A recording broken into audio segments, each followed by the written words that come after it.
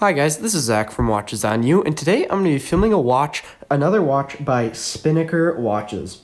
So this watch was sent directly from Spinnaker for the purpose of this review, and I'd like to thank them for sending this piece. This is part of their new Sorrento collection, and this specific model we have here is the reference with the blue dial and a steel case with a rosewood insert, and all these watches have rosewood inserts. They say they are genuine rosewood inserts, so it is high quality wood, and that's something that's interesting that you don't see on a lot of watches. There are very few watches out there that will kind of incorporate wood into their cases, and generally when I've seen them, they've been very cheaply made watches that look kind of just thrown together, and they really don't have a nice quality look. This watch looks very high quality, and it feels a lot higher quality than any of the other wooden watches that I've ever seen, and I like how they incorporated it. They didn't incorporate too much wood, they just kind of added it to the bezel, give it a little bit more of unique styling, and it also does kind of have some styling reminiscent of the Gerald Genta kind of porthole design that you can kind of see on the Royal Oak and Hublot's watches, where they have the screws and then the circular bezel, except on the AP it's obviously an octagonal bezel. So this watch has a circular bezel here. You can see that there are 6 screws going around it, just kind of adds some nice looks. I'm not sure if they're functional or not. I would assume they probably are a little bit of both. And the rosewood, you can see it's very dark, so actually you wouldn't really notice a lot of the time that it's wood, but it does have some kind of brown highlights in it, and it does give this watch a pretty unique look, which I like. Moving to the case is 43 millimeters, and in thickness it is 13.6 millimeters. I like the stainless steel case on this model. You may have seen a review of the Tesse titanium dive watch by Spinnaker. Personally, I prefer stainless steel cases over titanium, so I like this watch quite a bit. The case, I think I'd say, is pretty high quality. They do incorporate brushed and polished edges, which is something that you can't really say about the Seikos that are around this price point, as most of those really will only have polishing and not quite as many varied surfaces of polish and brushing. So that's one thing that I like. You can see the brushing is vertical on the sides as opposed to the typical horizontal, which is just different than you see. I personally I like the look of it. I think it looks great, and then it also contrasts with the polishing on the side of the bezel. The finishing on this watch, I say, is great for around this price point of $300. I believe this comes in at a price of $310, and I think that the finishing on this case is definitely comparable, if not possibly a little bit nicer than the other watches around this particular price point.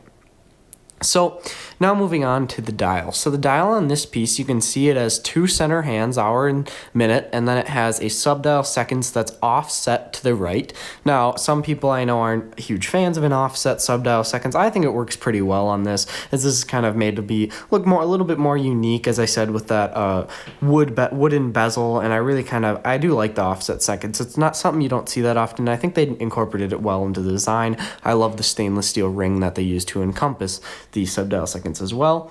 And then you can see the indexes going around the dial. Those are steel as well. And one thing I would like to point out is those are not loomed. The only things that are loomed on this dial are the second hands, the hour hand, and the minute hand. So it would have been nice to see loomed indexes just to make it that much more visible at night. But the luminous hands should be just enough to be able to read pretty easily at night. So you also get a date wheel at 3 o'clock. That is a stainless steel frame as well, which I really like. It just kind of adds to the design as well and complements the rest of the dial very nicely. I love how they made a black date wheel in the back so it doesn't pop out too much of the dial. It would have been even cooler to see if they did a navy blue date wheel, but I know at this price point that's kind of hard to do to really customize the color. So the black does just fine, and I'd say it's much better than if they were to do a white background like so many manufacturers do with dark dials. So that's a good thing that Spinnaker did with this piece. You can also see that this does have an automatic movement. The movement is the Miyota 21 movement. It is hand winding, which is something you don't see again on the Seikos around this price point too much. The SKX 007, which is going to be around this price point, that does not have hand winding capability, which is very nice actually to have in a watch, just because if you're not wearing it, it runs out of power. You can easily wind it up to really full, versus if you don't have hand winding, you're just going to have to kind of shake it and then wear it a bunch to wind it up. It just makes it a bit more convenient to have that hand winding, and it's very good to see.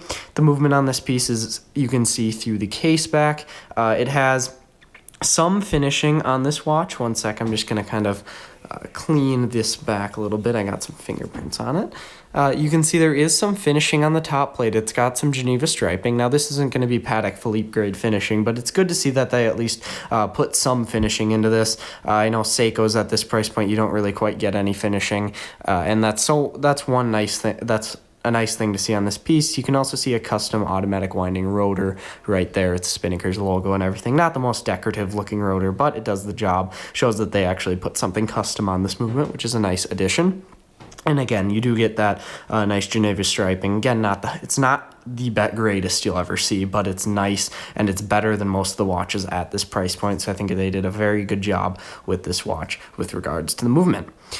So also, this watch comes with 100-meter water resistant, so it's gonna be really good for this. Obviously is not a dive watch, but you can swim with it with the 100 meters. And one thing I actually am not quite sure about is the wood, if you're swimming with it frequently, being it is genuine wood, if that's going to break down over time. That's one thing I would like to kind of see. I haven't put this in any water, but that is one thing I am not sure if that would be a problem or not, but that's one thing that I could think of being a problem. So that might be something to consider, or maybe email the brand if you're concerned about that.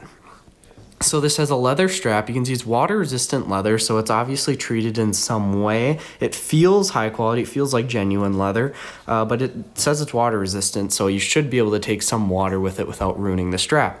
So now let's do a wrist shot. So the 43 millimeter size I think is great. Again, I say in really all my videos, 40 millimeters is my favorite. My wrist is about a 7.5 inch wrist, maybe a little bit larger, and this watch fits it very nicely. As I said before, the thickness is 13.6 millimeters, so it is nice and thin. It's not as thick as some other dive watches. I'd say it fits on the wrist it fits my wrist at least very nicely.